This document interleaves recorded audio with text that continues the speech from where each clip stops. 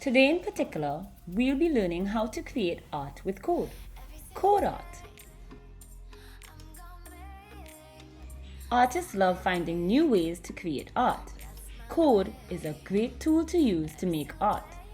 Code art is any art that is built using code.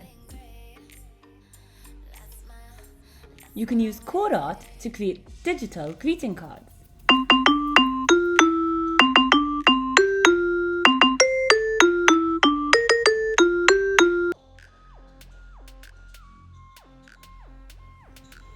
You can use code art to create geometric art.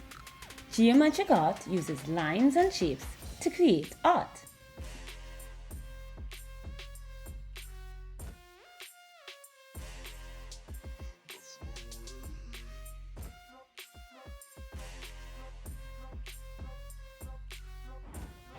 Code art is cool because it is possible to make your art interactive. Interactive art looks different every time a new person uses it.